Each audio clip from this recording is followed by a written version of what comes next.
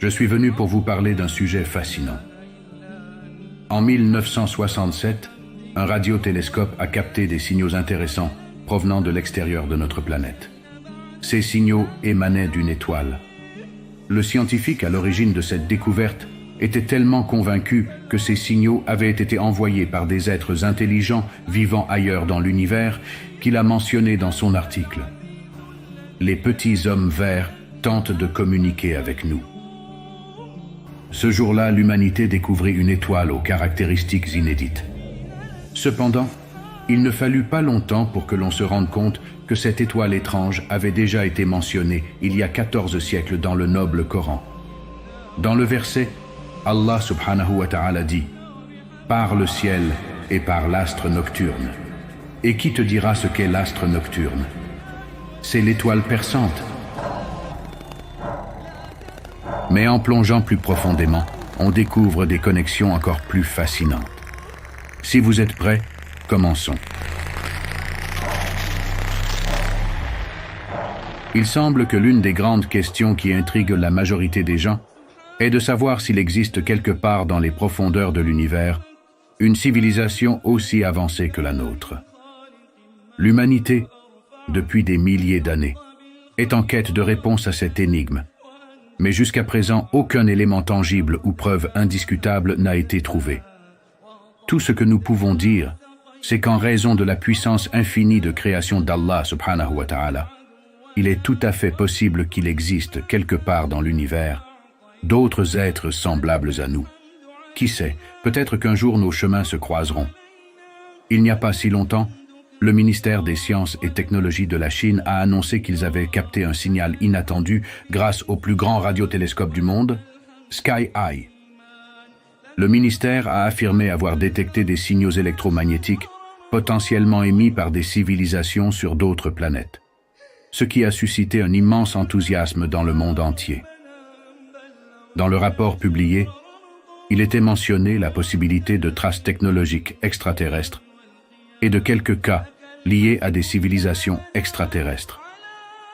Cependant, à peine cette nouvelle avait-elle commencé à faire les gros titres dans les médias que le rapport a été retiré du site officiel. Bien que ces signaux ne ressemblent à rien de ce que nous avons observé auparavant, il est encore possible qu'il s'agisse de parasites radio. En d'autres termes, nous n'avons toujours pas capté de signal puissant provenant de nos amis cosmiques. Revenons maintenant à notre sujet principal. L'événement survenu en 1967, lorsqu'un autre radiotélescope a détecté un signal extraterrestre. Cette fois, il a été prouvé que les signaux ne provenaient pas d'une interférence radio et qu'ils émanaient réellement des profondeurs de l'univers. De plus, ces signaux ont une histoire fascinante qui remonte à notre saint livre, le Coran. Jetons maintenant un œil à ce qui s'est passé en 1967. Après 2 ans de construction sur un terrain de 4 hectares, un gigantesque radiotélescope avait enfin été achevé. Ce radiotélescope colossal avait été conçu par Anthony Hewish, un physicien de l'université de Cambridge. Le projet avait pour objectif d'observer les pulsations d'objets étoilés et une assistante, Jocelyn Bell, avait rejoint l'équipe peu de temps après. Jocelyn Bell, encore étudiante à l'époque, fut celle qui fit la découverte majeure. Peu de temps après avoir rejoint l'équipe, elle détecta un signal étrange provenant d'une partie spécifique du ciel. Jocelyn en parla immédiatement à Anthony Hewish, chef de l'équipe. Les signaux étaient particulièrement bizarres et semblaient clairement ne pas provenir de la Terre. Après avoir décidé d'utiliser des appareils plus puissants pour enregistrer ces signaux, ils découvrirent que les ondes radio détectées se répétaient toutes les quelques secondes et arrivaient de manière très nette sur Terre. L'équipe n'avait jamais rien vu de tel auparavant. Ces signaux étaient extrêmement réguliers, ce qui déconcertait tout le monde. Les recherches continuèrent avec excitation.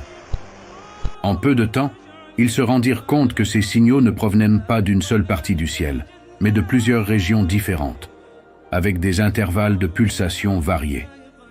Par exemple, un signal capté avait un intervalle de pulsation de 16 millisecondes.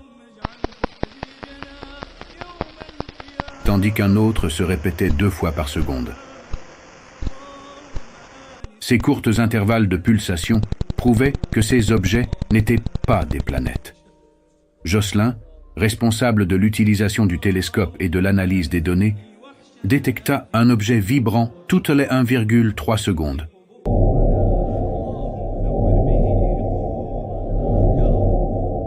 Elle s'intéressa particulièrement à cet objet et le nomma LGM-1, Little Green Men, soit Petits Hommes Verts. Peu après, Anthony Hewish convoqua une réunion sans Jocelyn pour discuter de la manière de présenter cette découverte au monde. L'idée de déclarer la détection d'une possible civilisation extraterrestre effrayait certains membres de l'équipe, qui craignaient de semer la panique dans la population.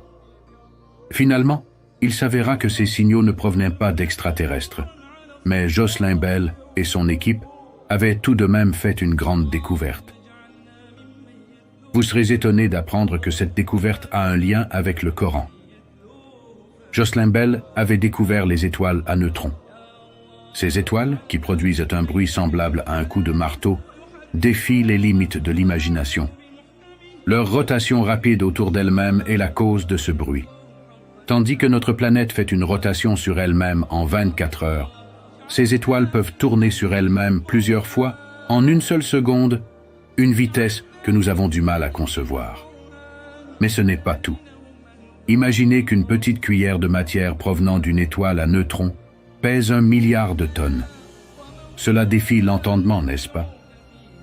Comment une cuillère de matière peut-elle peser 1 milliard de tonnes? Cela nous rappelle le verset du Coran où Allah subhanahu wa ta'ala dit « Et qui te dira ce qu'est l'astre nocturne ?» C'est l'étoile perçante. Si nous avions pu prendre un fragment de cette étoile et le déposer sur Terre, il aurait percé la planète de part en part. Ces étoiles à neutrons, de par leur matière extrêmement dense, ont un diamètre moyen de 15 à 20 km. Si nous pouvions compresser la Terre de la même manière, elle ne mesurerait que 100 mètres de diamètre. Ces étoiles fascinantes ont également reçu un autre nom.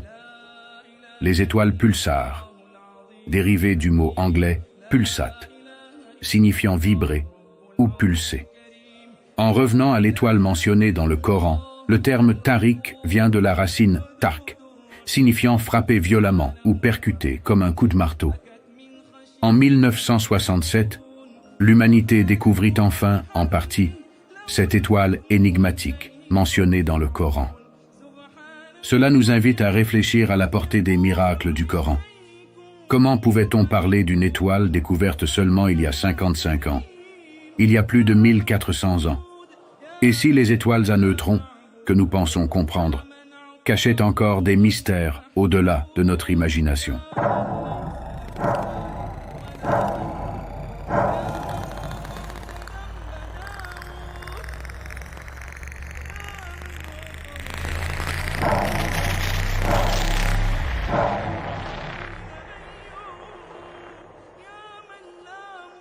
Celui qui aide à faire une bonne action pour Allah recevra une part de la récompense.